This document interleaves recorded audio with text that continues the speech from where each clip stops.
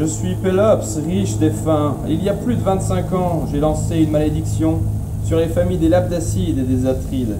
À vous de découvrir pourquoi. Ha ha ha ha. Bonjour, docteur Hippocrate. Bonjour. Vous arrivez au bon moment. Nous devons terminer l'autopsie d'Agamemnon. Et quels sont les autres corps? J'allais justement vous en parler.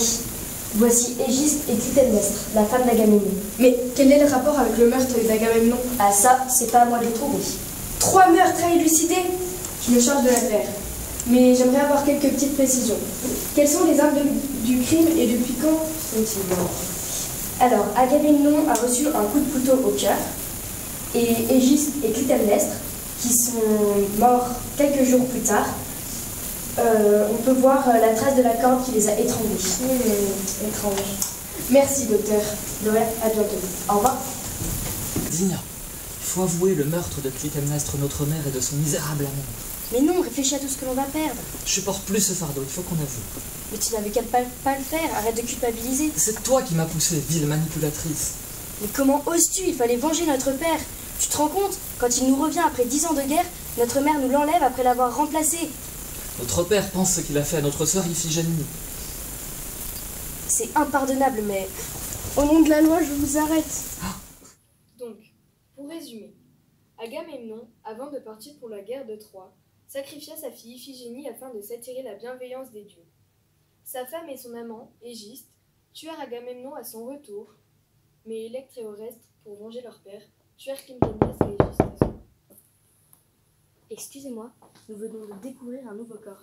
C'est celui d'Antigone, puis de Dipe, une famille que nous connaissons fort bien. Eureka, Emma! Quoi, qu'est-ce qu'il y a, Emily? J'ai trouvé le lien entre les deux familles. Ah, super, explique-moi maintenant. Lorsque je me suis penchée sur son cas, j'ai découvert une bien triste réalité. Chrysippe, fils de Pélops, fut enlevé par Laios, fou amoureux de ce beau garçon. Pris d'un grand malheur, Chrysippe se suicida. Son père, envahi d'une haine incommensurable, maudit cette famille.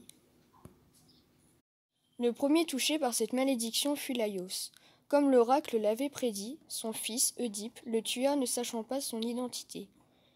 Puis, après avoir résolu l'énigme de la Sphinge, il devint roi et épousa sa mère Jocaste, avec qui il eut 4 enfants, Polynice, Éthéocle, Ismène et Antigone.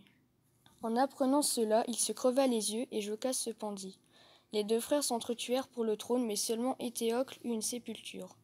Antigone, trouvant cela injuste, enterra son 2e frère, mais elle fut arrêtée et fut condamnée à être enterrée vivante dans le tombeau familial. N'acceptant pas de mourir de faim, elle se pendit.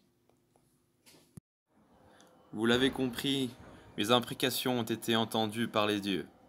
D'un côté, les Atrides subissent la loi du talion, c'est-à-dire venger le sang par le sang, et de l'autre, les Labdacides font l'expérience de plusieurs formes de monstruosité.